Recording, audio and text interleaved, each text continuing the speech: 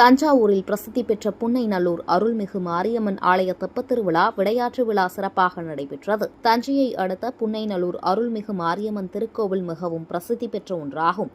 இக்கோவிலின் மூலஸ்தான மாரியம்மன் புற்று மண்ணால் ஆனது. அதனால் அம்மனுக்கு அபிஷேகம் எதுவும் கிடையாது. தைலக்காப்பு மட்டுமே சாற்றப்படுகிறது. மிகவும் பிரசித்தி பெற்ற இக்கோவிலில் தெப்பத் திருவிழா கடந்த 5ஆம் தேதி இரவு 80வது ஆண்டாக வெகு சிறப்பாக நாதஸ்வர இசை கச்சேரிகளுடன் நடைபெற்றது. அதனைத் தொடர்ந்து நேற்று 7/10/2025 அம்மனுக்கு ரத்தின ஆபரண அலங்காரமும் துர்க்கை அம்மனுக்கு சந்தன காப்பு அலங்காரமும் சிறப்பாக செய்யப்பட்டு தீபாராதனை காட்டப்பட்டது. மேலும் செல்வம் விக்னேஸ்வரன், சாய் வெங்கடேஷ் ஆகியோரின் சிறப்பு தவில் இசையும், யுவகலா பாரதி, சுசித்ரா பாலசுப்ரமணியன் குழுவினரும் வாய்ப்பாட்டு, வயலின், மிருதங்கம், கடம் ஆகிய நிகழ்ச்சிகள் நடைபெற்று விழா நிறைவு பெற்றது. இவ்விழாவினை முன்னிட்டு கோவில் முழுவதும் மின்னொளியால் மின்னியது.